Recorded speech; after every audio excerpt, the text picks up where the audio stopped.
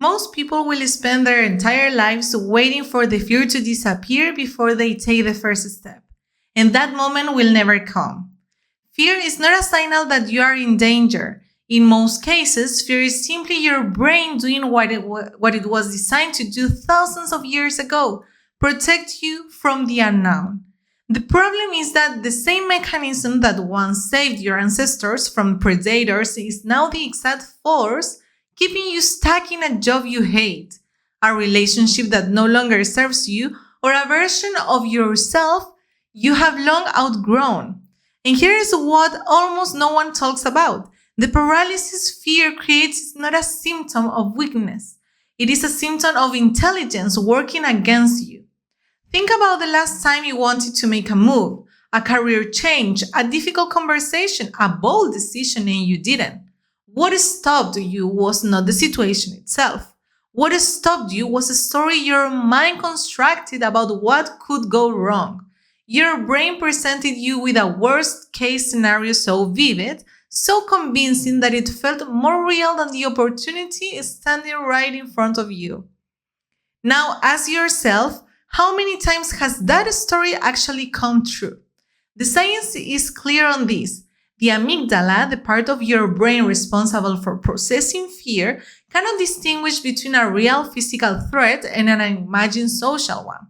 It fires the same alarm whether a car is about to hit you or whether you are about to send an important mail.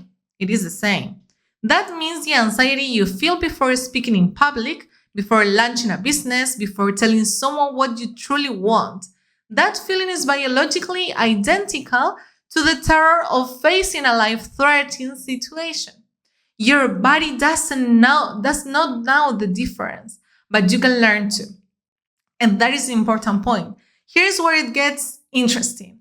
Researchers have found that the people who consistently take action despite fear are not people who feel less of it. They feel just as much. What separates them is not courage in the traditional sense. It is something far more specific, and once you understand it, everything changes. Most people believe the sequence goes, feel confident, then take action, but that is backwards. The actual sequence that high performers use, whether they are aware of it or not, is take action first, and confidence follows along. Every time you move through fear instead of away from it, you are literally rewiring the neural pathways in your brain. You are teaching your amygdala that the threat was not real, that you survived, that you are capable of. And with each repetition, the fear response weakens. Not because you became fearless, but because you became experienced. There is a pattern that shows up again and again in the lives of people who break through stagnation. They do not eliminate fear. They renegotiate their relationship with it. They stop treating it as a stop sign and start treating it as a compass. Because in most cases, what you fear most is pointing directly at what matters most to you. The bigger the fear, the more important the goal on the other side of it. So what does this mean for you practically? It means the question is never, how do I stop feeling afraid? The question is, what is the smallest possible action I can take right now in spite of the fear? Not a massive leap, not a complete life overhaul, one small deliberate step in the direction of what you want.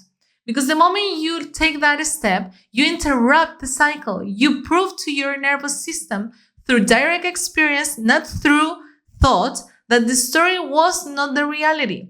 And that single moment of proof is more powerful than 1,000 motivational speeches. Really, really important. Fear will always be there. It is part of being human, part of being alive, part of caring about something that is human being. But it doesn't have to be the author of your story. You can acknowledge it, understand where it comes from, and choose to move anyway. That is not the absence of fear. That is the mystery over it. The people who live the lives they truly want are not the ones who waited until they felt ready.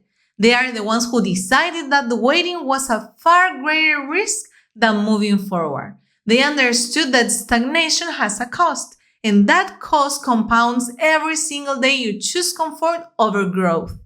Fear is not your enemy, inaction is. And the only way out is through.